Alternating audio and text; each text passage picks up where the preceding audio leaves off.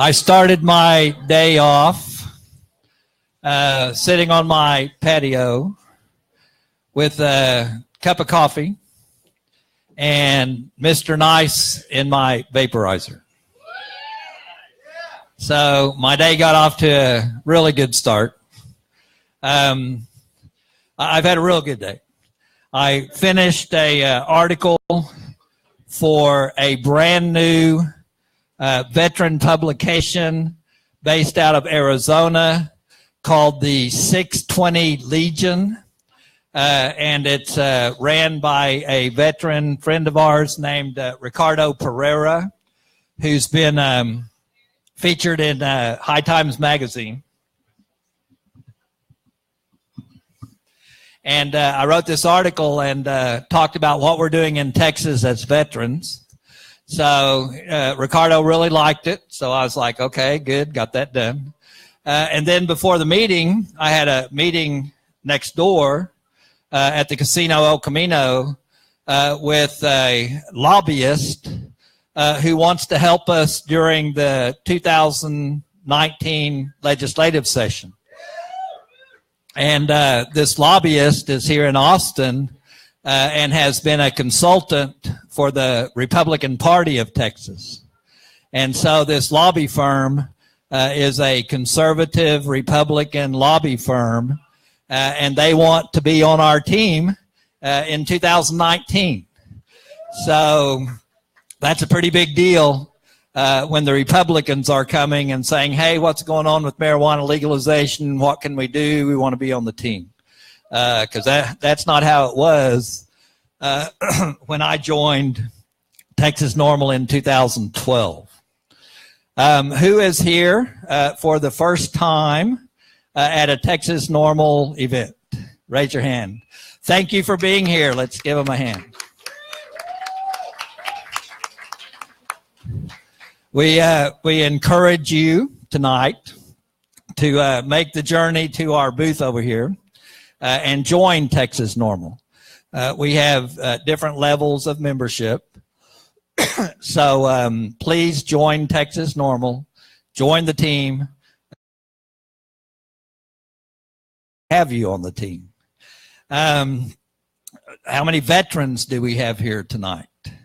Yay, let's give the veterans. Dave and Aquila have just returned from Jamaica. There's Dave.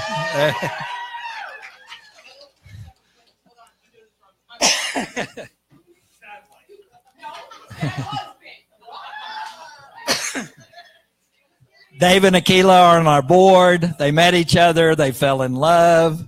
They got married. They went to Jamaica, and now they're back, and we're so happy to see them.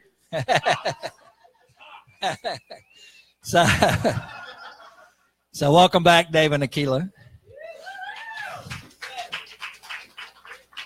We have our good friend Vincent here visiting us from New York City. Vincent is one of our Texas NORML pioneers. Vincent was doing Texas NORML business when I joined in 2012.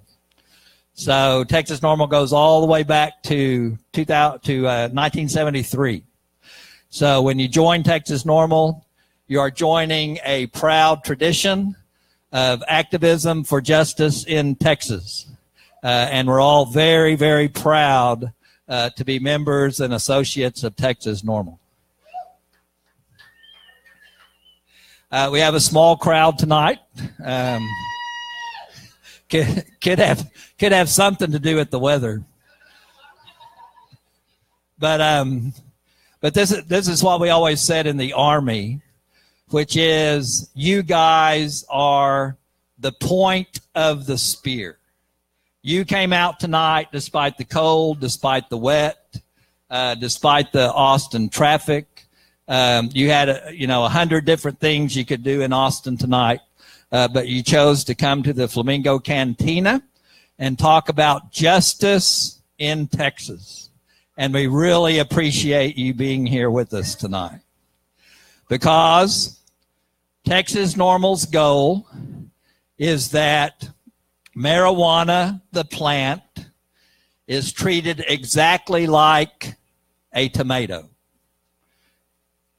Do you get arrested for growing tomatoes in your backyard? No. Do you get arrested for saying, hey, look at these really nice tomatoes I grew. Here, I'll give you one.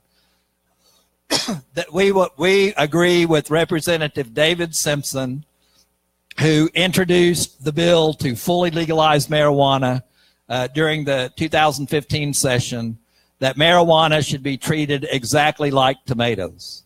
It's a plant, and we should be free to use it. Now, I think we have a little ways to go in Texas before we achieve that goal. So we have to, take incremental steps. We are realists. If you're an activist, you have to be a realist, or you won't be very effective. But that's where we're going. And so tonight,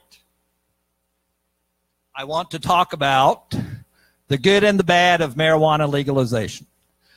Because as you know, for every good thing that's happening with marijuana in the United States, a bad thing is happening.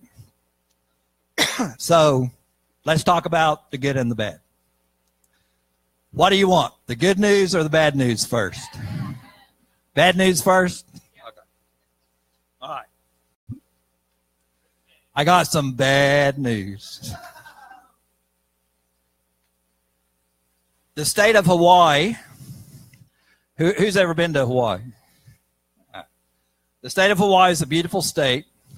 They grow some fantastic marijuana there, I've heard. Willie Nelson lives there. He's got a place there. And Hawaii has a medical marijuana program. And in Hawaii, medical marijuana patients have to register with the state. And so the state, if you're a medical marijuana patient, knows your phone number, your address, where you work, everything about you. Hawaii is also the only state in the union that requires gun owners to register their guns with the state. And so on November 13th, the police chief of the Honolulu Police Department sent letters to every medical marijuana patient in Honolulu and said, you have 30 days to turn in your guns to the government. Now, regardless of your views on gun control, I hope we can all agree that this is unjust, because citizens in Honolulu can be prescribed opioids, psychotropic drugs, and nobody tells them they have to turn in their guns. Citizens in Honolulu can go to the liquor store and fill their trunk up with every kind of liquor on the earth, and nobody tells them they have to turn in their guns. And so it is not just for Honolulu to tell medical marijuana patients to turn in their guns. And it's bad news that they even thought about doing it. So there's reaction on this from not only in Hawaii, but all over the United States. And hopefully the Honolulu Police Department is going to back off on this demand. But that was bad news, not good news at all.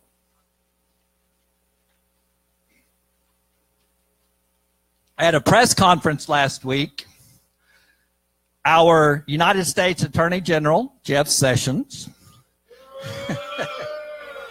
said the Justice Department is reviewing the Cole Memo. How many people know what the Cole Memo is? The Cole Memorandum was a letter signed by President Barack Obama directing the state prosecutors who work for the Justice Department to treat marijuana offenses in states that have medical marijuana licenses and legal marijuana as low priority. In other words, the federal government is not going to come after legal state medical marijuana programs or recreational programs in the 8 states with legal marijuana. But Attorney General Jeff Sessions said, we had a meeting yesterday and talked about it, the Cole memo. It's my view that the use of marijuana is detrimental and we should not give encouragement to it. He also has said, as you know, good people do not smoke marijuana. And so, as we sit here tonight, Attorney General Sessions is thinking and plotting and coming up with a plan for how to attack legal medical marijuana programs in 29 states and legal recreational programs in 8 states. That's bad news. We don't want Jeff Sessions to spend his time thinking about this. And so we have to stand by and see what the Justice Department is going to do about 29 medical marijuana states and 8 legal states. And that's not good for Texas because our governor and our legislators are looking to the Justice Department to see what they're going to do. And if they feel like the Justice Department is going to crack down on medical marijuana programs, then that makes our work much harder in the state of Texas. So that's bad news. All right, more bad news. You asked for it. You got it. No, just bad news. All right.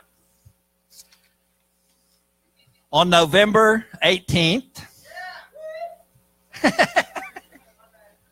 KXAN TV reported that Cedar Park Police served a search warrant on the home of Michael Crouch, age 62. Anybody in here live in Cedar Park?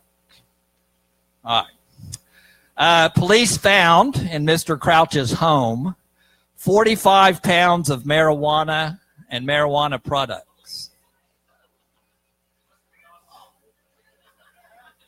What the police found was 30 pounds of a green waxy substance, which some people might call cannabutter, and 15 pounds of flour. I do not know Mr. Crouch personally, but a person, within just like an hour of this news coming out, contacted us on our Texas Normal Facebook page and told us all about this situation. And then since then, we have talked to other people who do know Mr. and Mrs. Crouch. And when the police asked Mrs. Crouch what was going on, Mrs. Crouch said, "This is for people with ailments."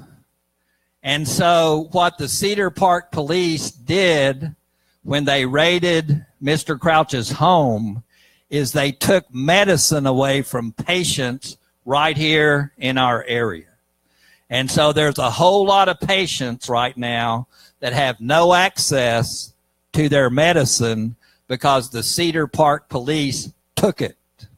This is unjust. If we had a medical marijuana program, these patients could go to a dispensary, perhaps Mr. Crouch's dispensary, but they could go to a legal dispensary and get their medicine. But because we do not have a medical marijuana program in Texas, people like Mr. Crouch provide the medication to the patients. And that's the only way they can get it. But now Mr. Crouch is in jail and very likely will spend the rest of his life in prison. Hopefully he can get good legal representation because everybody who talks about this couple says they are really good people, upstanding citizens.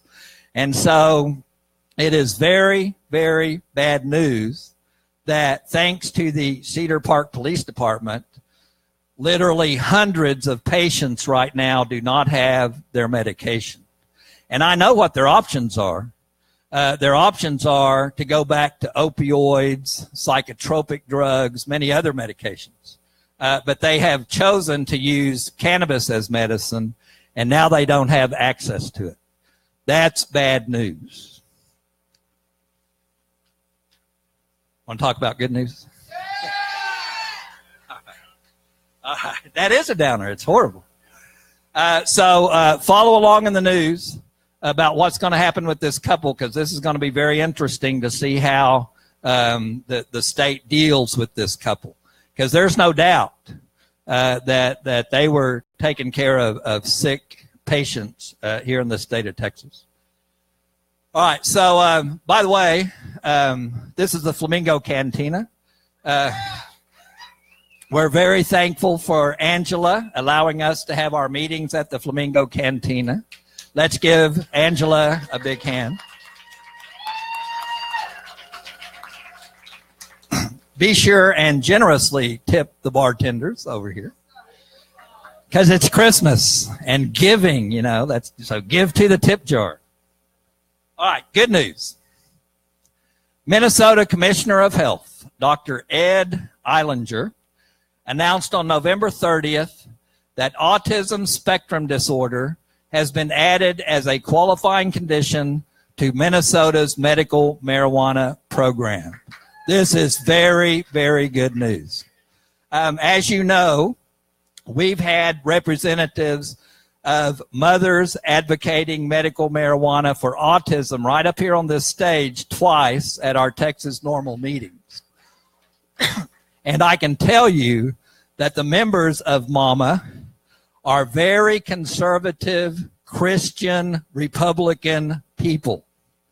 And they are purposely, and some of them very publicly, breaking the law to provide cannabis to their autistic children, which has a fantastic, miraculous, immediate effect on their autistic children.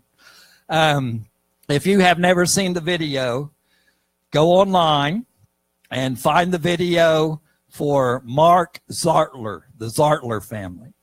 And you will see their daughter engaging in self-harm. And it's really, really difficult to watch. And then you will see Mark administer cannabis to his daughter, and you will see her immediately calm down and relax and stop harming herself. And the latest video, which they published, she now says that she knows what will help her. And so the daughter now knows that this medication helps her, which is a really big deal for an autistic child to make that connection. And so Mama is being a fantastic advocate, not only in Texas, but in every state throughout the United States. And it's because they're doing it for their children. And after this video came out, CPS went to the Zartler's house. And Mark really believed that that was it. They were going to take their child away. They were probably going to be arrested. Miss Zartler's a nurse. But CPS came to the house. They saw that this family is doing everything they can possibly do for their child. They don't want the child to be institutionalized. And CPS has not returned. And so the state of Texas knows that this family is using cannabis as medicine for their autistic child, and Texas is backing off. And we hope that it stays that way. And that is very good news.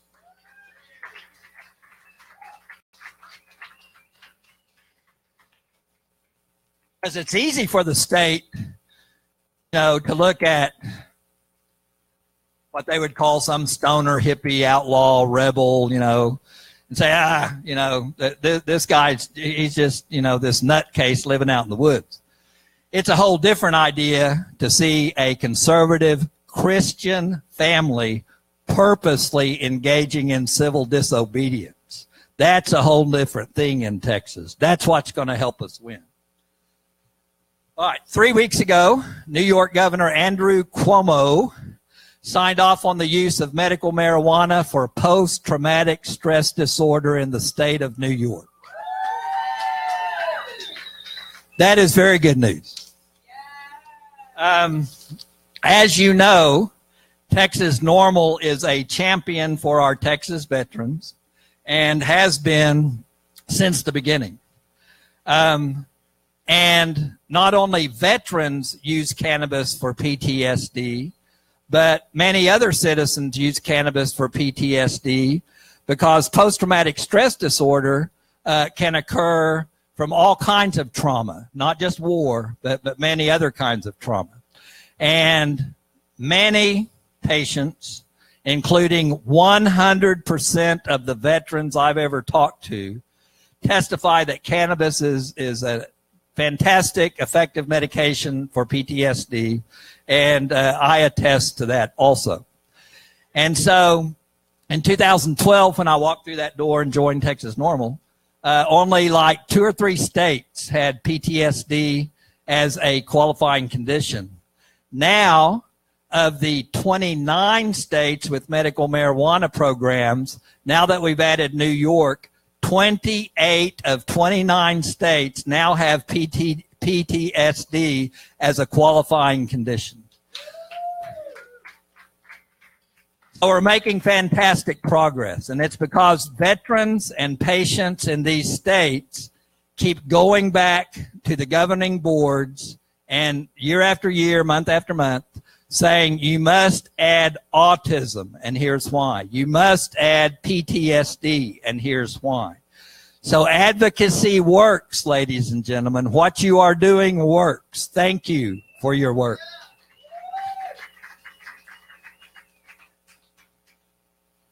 All right, I know you're aware of this next bit of good news, but let's think about the implications of it. Marijuana is now legal in the state of California, the city of Las Vegas, and the city of Washington, D.C.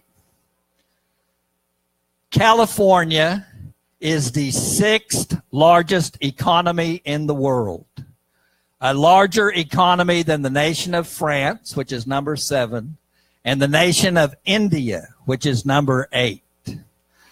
In 2018, when marijuana becomes totally legal in the state of California, cannabis is going to immediately become a multi-billion-dollar industry in the state of California. It's going to create thousands of jobs. It's going to generate hundreds of thousands of taxes. It's going to cause completely new industries that we've never even thought of to be started.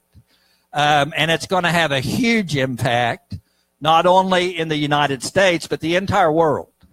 And so the fact that California will be completely legal for marijuana in 2018 is a total game changer. Because with California going legal, sorry, Jeff Sessions, you can't turn the clock back. You can fight it. You can arrest a bunch of people. You can put some dispensaries out of action. But I'm telling you right now, Attorney General Sessions, once California became legal, that's it. We won, and we're going to keep winning in the United States. How many people's ever been to Las Vegas, Sin City?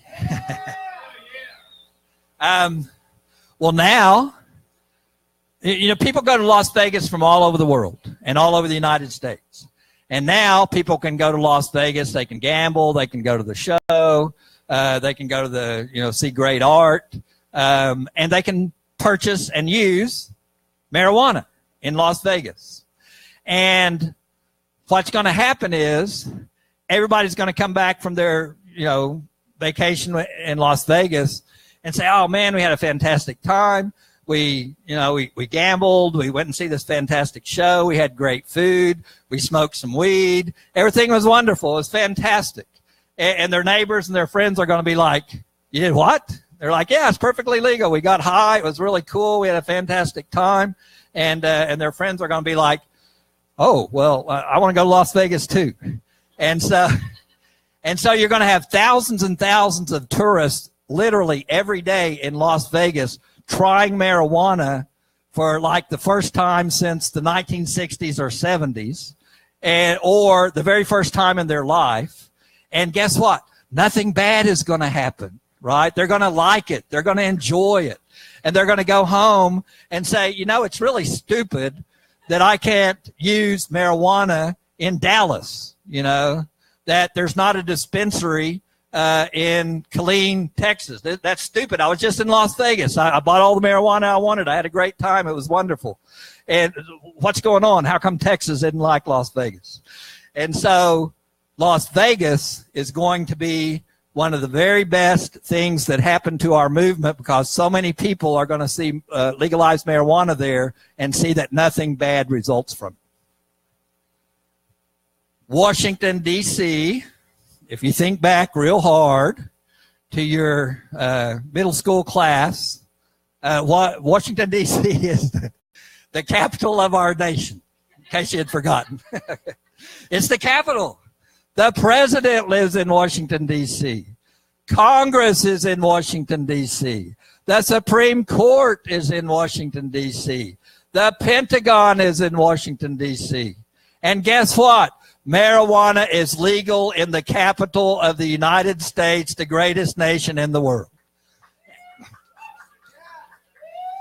And so while President Trump is in the White House and Congress is doing their thing and the Supreme Court's doing their thing and the Pentagon's doing its thing, citizens of Washington, D.C. are using marijuana 24/7 perfectly legally. And there may be a lot of problems in the United States. There are a lot of problems in the United States. But people smoking marijuana in Washington, D.C. is not one of those problems. The country's, you know, just going along as usual. And so, with California legal, Las Vegas legal, Washington, D.C. legal, to me, it seems very illogical for our political leaders in the state of Texas to say, we're going to never legalize marijuana in Texas. We're never going to allow patients in Texas to have access to medical marijuana. And when we find Mr. Crouch that's been providing marijuana to patients, we're going to put him in prison for the rest of his life.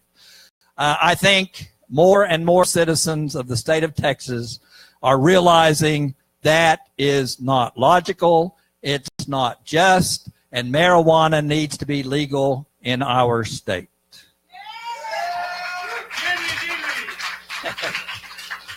So yeah, good news and bad news, but the good news is very, very good. The fact is, we're winning, you're winning, and we're going to continue to win. We are going to legalize marijuana in the state of Texas and in the whole United States. Thank you.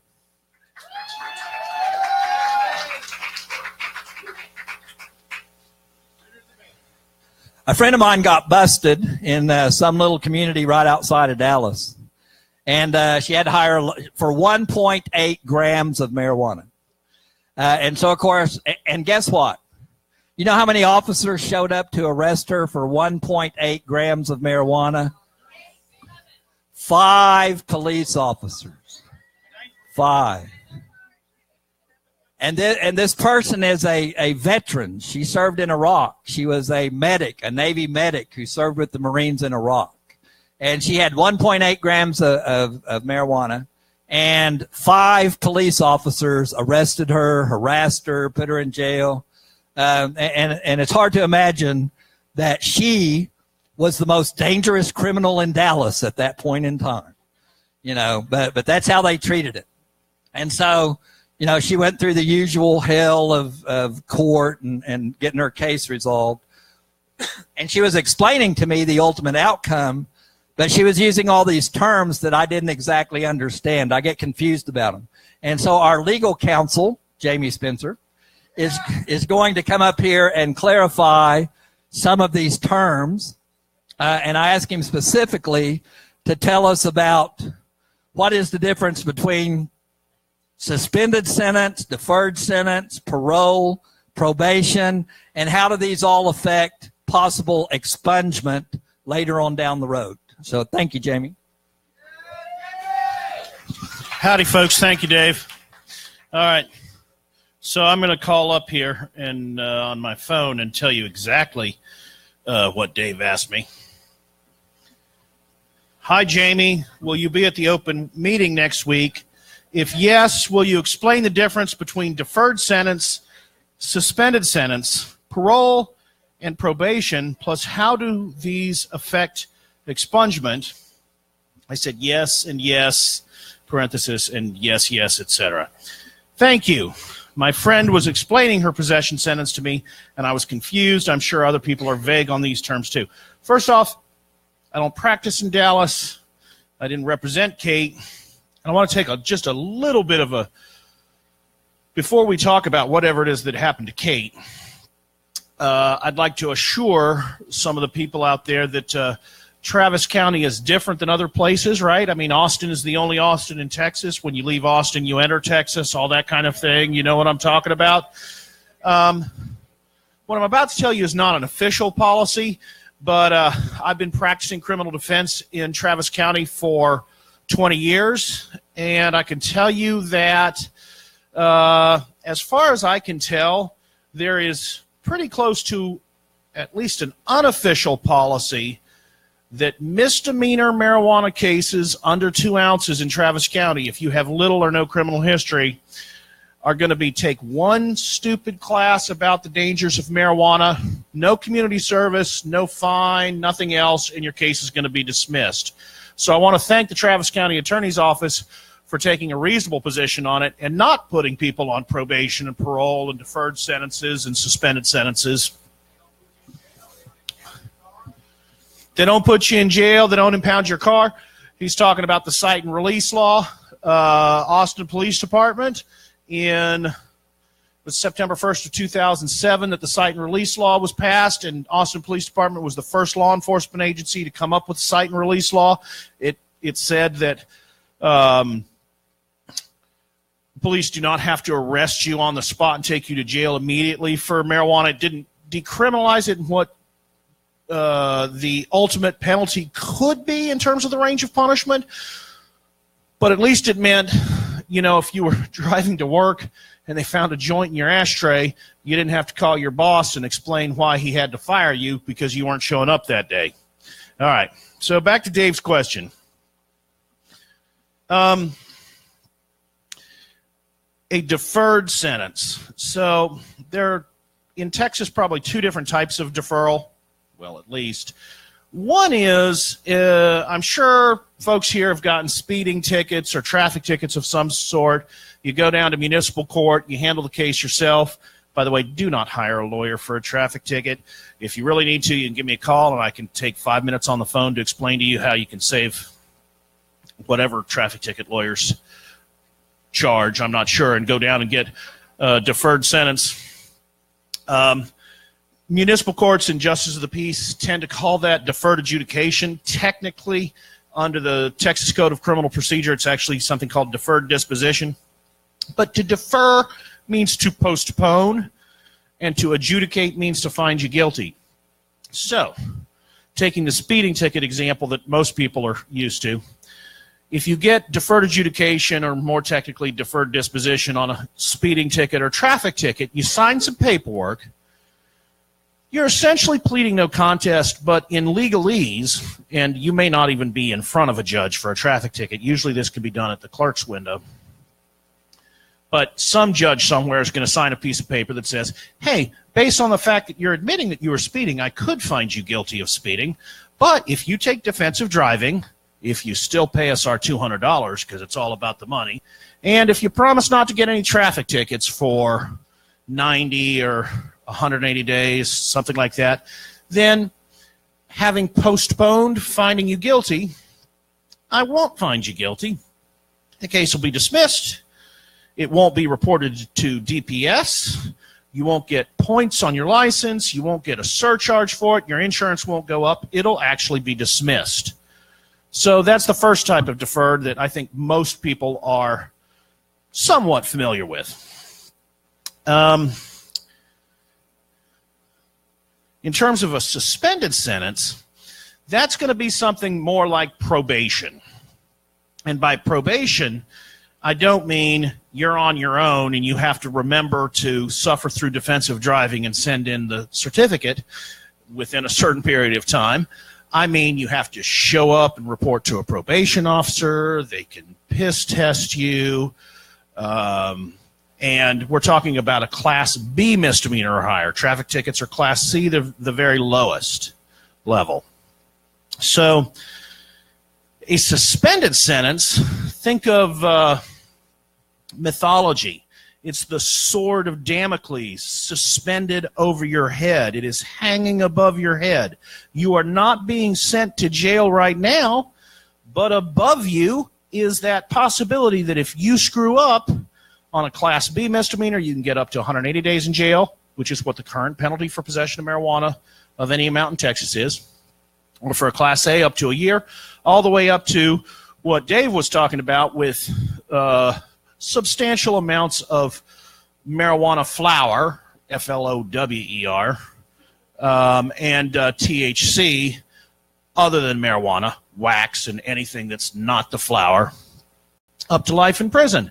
So if you go on probation for a marijuana offense, potentially you're talking about having a suspended sentence over your head if you screw up for a misdemeanor up to 2 years of probation, for a state jail felony up to 5 years of probation, or higher than that up to 10 years of probation.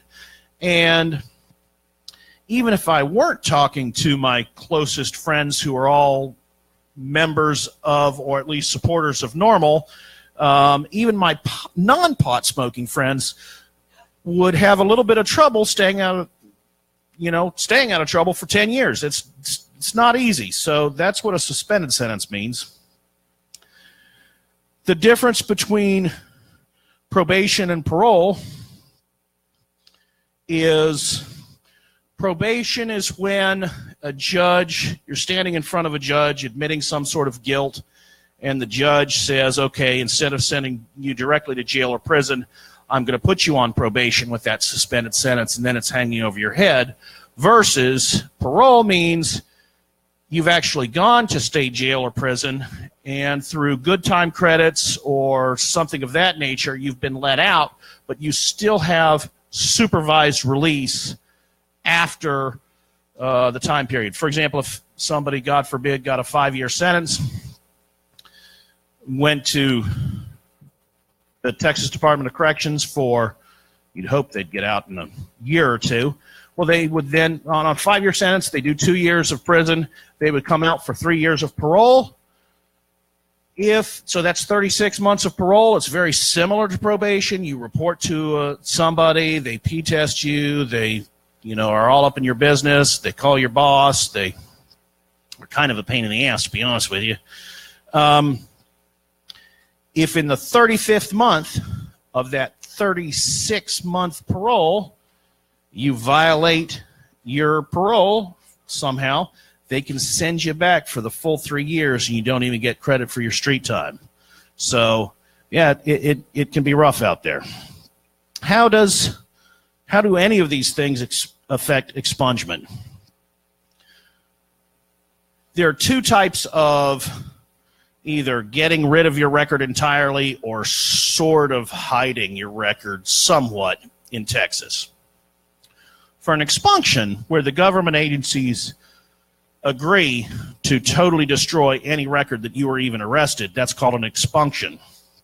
If you're on probation, if you're on parole, if you went to county jail, if you went to state jail, if you went to prison, you're not getting an expunction. Any kind of conviction or even deferred adjudication probation on a Class B or higher is going to prevent you from getting an expunction. And it pains me to say this about criminal defense lawyers, but the deferred adjudication statute has some language in it that sort of suggests that the case is dismissed after you've completed your probation. And so there are a lot of what I would consider unethical criminal defense lawyers who convince their clients to sign up for a deferred adjudication probation, telling them that the case is eventually going to be dismissed and go away. I can't tell you how many times in 20 years I've talked to people who've told me, hey, my prior lawyer told me that case was going to go away, and I had to explain to them, you did probation on it. Anybody can see it, including potential employers, schools that you're trying to get into, or frankly, if you're sitting in my office, I'm probably going to say the prosecutors can see that prior case. For an expunction, you need to be found not guilty, or you need to have your case dismissed. And remember what I said at the beginning. In Travis County, it's not difficult to get your misdemeanor marijuana case dismissed. And Dave was talking about memberships. I just want to throw this in here. He said we have memberships at several different levels. If you sign up at the $100 level, I've told people for months now, and I'm going to continue to do this, God forbid you do get charged with misdemeanor marijuana in Travis County, but if you do, and you're at that level of our normal membership, I'll represent you on a misdemeanor charge in Travis County for free. You can think of it as insurance if you want. You can think of it as donating to a good cause.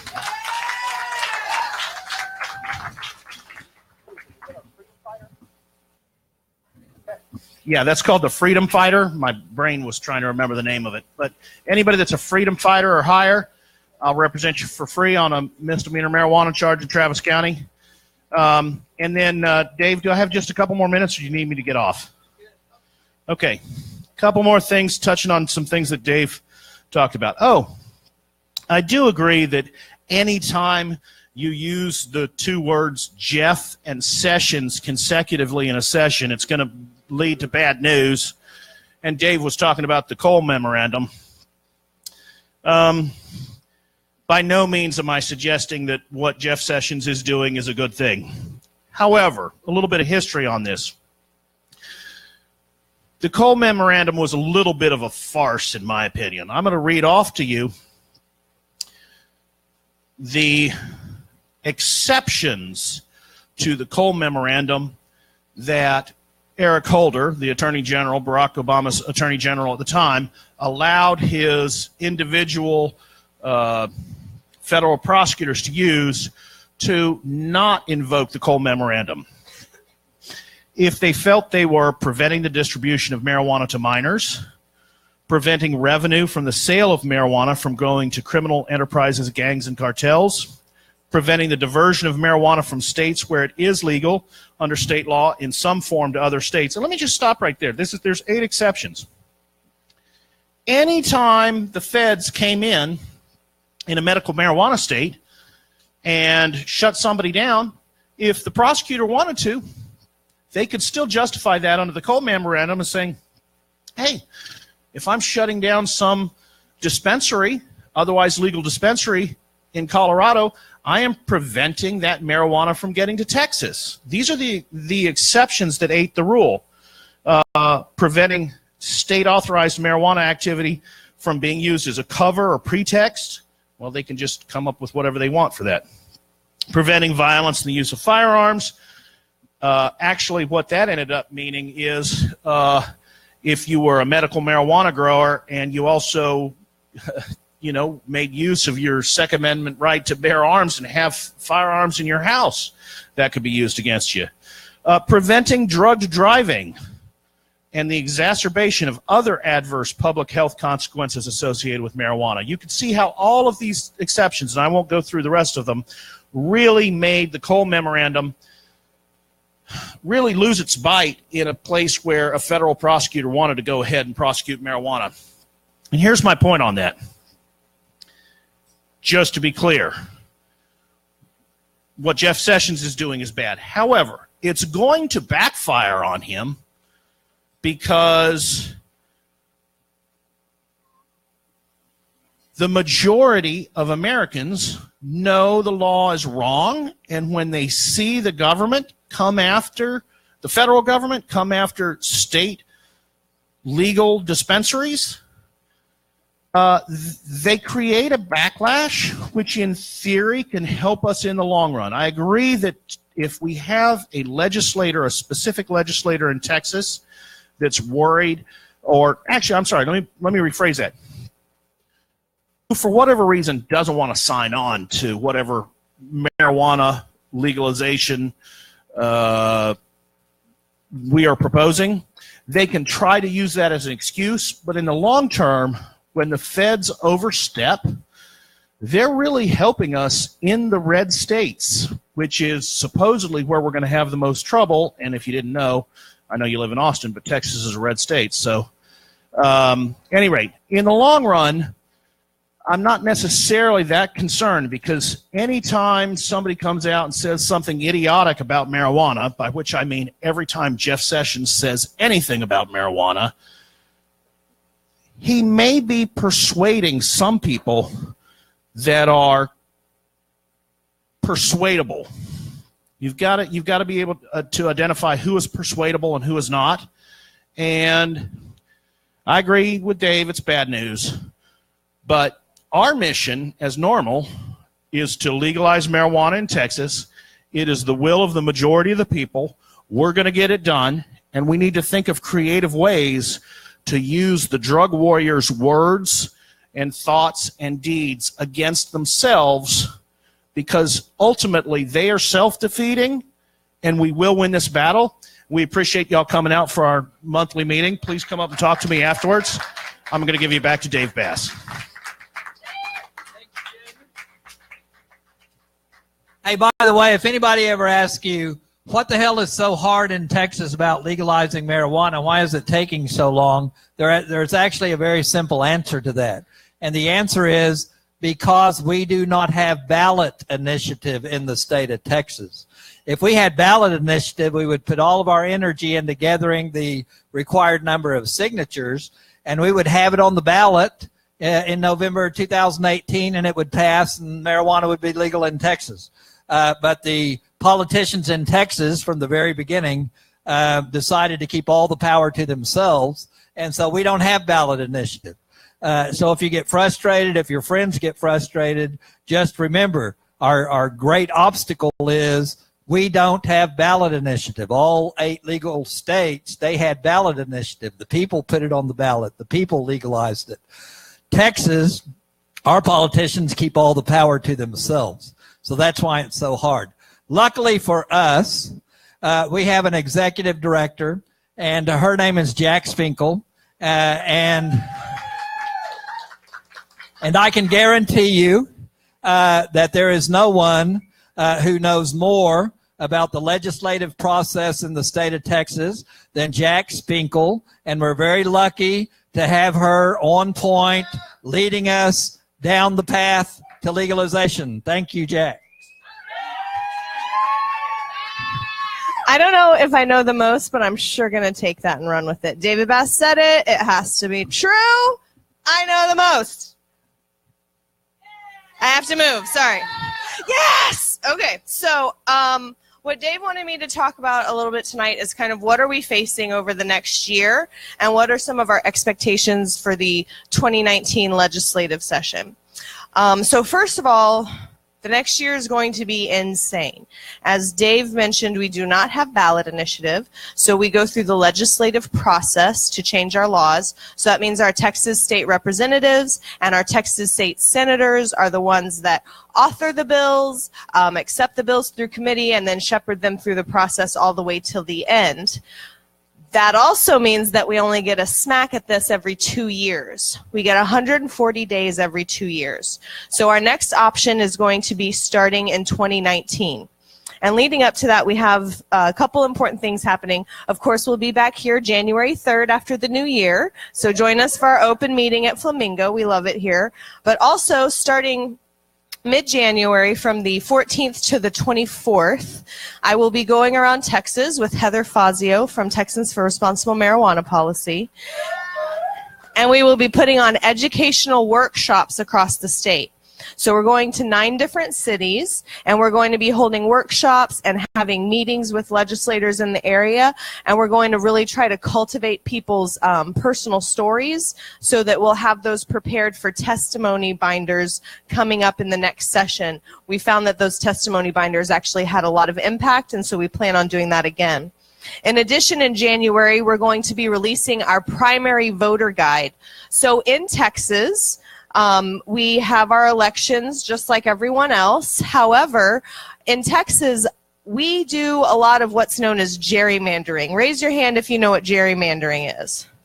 Okay, so gerrymandering, for those of you that did not raise your hand, means that we're going to make this district, instead of be representative of the people that lives there, we're going to have a little tiny bit of the people that live there, and then a long line that then connects them to this one area here that we actually want to be voting for us. And so by doing this, they basically ensure that different districts are going to be Republican or Democratic. So where the races are the most competitive in Texas is actually during the primaries, because if you live, an example, SD 45 is typically a Democratic district, and so if there was a Republican running, they're probably not going to win. However, at the primary level, there's going to be multiple Democrats running for that position. I mean, of course, with other parties as well, but within the Democrats, which typically take that district, you can choose to vote for the person who has the best record or the best stance on marijuana policy. So that's going to be really important in engaging through the primary process. The way that it works in Texas is in the primaries, you vote for who the candidate is officially going to be for each party.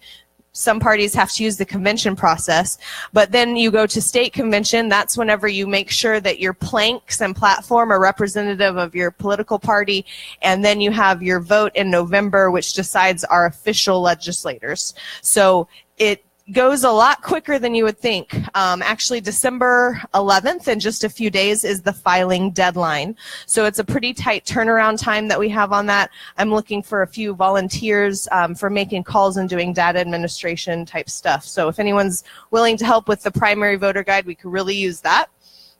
Then moving into February, on February 7th, we'll be here for our open meeting, but also on February 8th in a place called Sun City, which is the second biggest retirement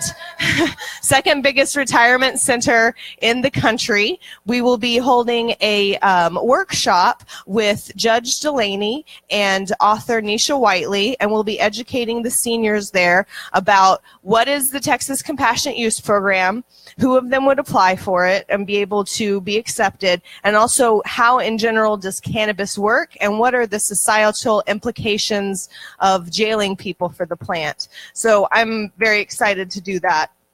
And then moving into March, we're going to be doing our biggest fundraising event of the year. We hold it at Willie Nelson's golf course. It's called the Puff and Putt. We raise money for our veteran outreach and for our mission, and we've got lots of live music, vendors, food. I feel like I'm forgetting things, but it's only a couple months away, and we're really looking forward to doing it. Over the whole summer, that's when we'll be participating with different convention processes, the planks, and also holding caucuses. Last time around, the Democratic Party held the first ever cannabis caucus in Texas, and the Republican Party added a platform plank saying that teacup should be inclusive to more conditions. That's huge. Yes. Yes. And then moving into the fall, that's when we'll have the general election voter guide. We also currently do have a voting record. So we have a record of how incumbents voted on major bills over the last 2 sessions. And there are some for the Austin area legislators up at our table. So you can take a look at that. But almost more importantly is just 10 days after Election Day, they start pre-filing bills. This time last year, we were introducing 2107. I just got a reminder on Facebook Memories. It was like, hey, look what you were doing today, changing the law and stuff. Super no big deal. It was great. So we're less than a year away from bills being introduced and pre-filed. And so this is really important that we're laying the groundwork. The fact of the matter is if there's an incumbent in office who is running for office again, they are likely going to win. However, this is going to be some crazy shakeup over the next year. One of the big things that's going to be changing is Speaker of the House. Joe Strauss is not going to be Speaker of the House anymore, and the GOP has dramatically changed how they elect who the Speaker of the House is. This could be problematic in having a moderate candidate win. As you know, currently the Republican Party is split between what's known as the Liberty Caucus or the Freedom Caucus and more traditional GOP type of people. So it'll be very interesting to see how that unfolds. Additionally, there's a lot of incumbents who are not running for office again. So this leaves some new blood to get into the mix. One thing I'm really excited about, raise your hand if you know who Lamar Smith is. Okay, Lamar Smith is an old white guy who really loves prohibition. And guess who's trying to run and take over his office? Jason Isaac, the author of our medical marijuana bill. Like, how much better would he be than prohibitionist Lamar Smith? I'm going to just let you think about that amongst yourselves, because it would be a lot better. A lot. A lot. Additionally, the Texas Compassionate Use Program has been rolling out. We've been putting updates out about that. Currently, 7 physicians have registered through the physician registry. There are 2 of the licenses that are growing marijuana, and they are going to be having it ready, I believe, in January. So we're going to continue to monitor what's going on with regulations, implementation, and with patient access, because we are concerned about how people are going to access the cannabis since there are not actual brick and mortar dispensaries. So that is one of the things that we will be following closely. So 2019 legislative session. Mo's beard hair was stuck to this microphone. Is that weird? Love you, Mo. Okay, so 2019 goals. Hashtag legalize medical marijuana in 2019. That's what we're going to have to do. So we saw a lot of success in this last session, and in fact, if deleterious actions to make the bathroom bill and some other bills happen hadn't occurred, I do believe strongly that medical marijuana would have passed. We had enough authors on the bill to pass it out of the House, and 29 of those were Republicans. So if people try to tell you it's a partisan issue, they absolutely do not know what they are talking about. It is a bipartisan issue with people on both sides of the aisle taking stand for patients. So first of all, it's going to be very important that we take this limited program that we have now, TCUP, and make it more inclusive. We need to also make it where doctors have the freedoms to decide what kind of cannabis patients should use. Currently, it's very restrictive in the percentage of cannabinoids. It's what's called low THC cannabis. It's barely more than CBD oil. And so it's imperative that doctors decide what kind of percentages patients use instead of legislators, because guess what? Most legislators are lawyers, not doctors. So there's that. Additionally, we need to change the prescription language in TCUP to recommend, and that will get us in line with federal precedent on how you can legally get around the federal law. And that's because you cannot prescribe a Schedule I drug, you can only recommend it. And so we need to fix that verbiage and that as well. And at a minimum, we need to make sure that the hemp bills are moving through committee further. We had one for research and one for industrial. The research bill did make it out of committee, which is great, but we really do need to push for that. It's a great agricultural thing for us here in Texas, and a lot of Texas farmers are really interested in growing hemp. Now, the research bill was just for institutions of higher learning, but it does open the door for more growth for industrial people later. And then it's just going to be closely monitoring bills. You know, we're going to have the bills that we really like and that we think have a chance of going somewhere, but we're also going to let you know what all the options are. You know, there were 13 bills, I want to say, last time around. 2 of them were really great, and, you know, some of them would have made a difference, but we want to make sure you know what all the options are, and we will provide actioning alerts on the ones that we are actively supporting, but of course you'll be able to look up all the information for yourself so that you can stay engaged. Now, is it cold tonight? Did anybody notice that Dave has like a hot hoodie on that says Texas Normal on it? I brought some and they're over there. So if you are cold and you want a Texas Normal hoodie, we have some here. We don't always bring the hoodies because it's Texas. You know, it's cold like for 6 weeks or something. But that's all I have about legislative goals and about upcoming events. We'll, of course, keep you updated on other things happening. And back to Dave.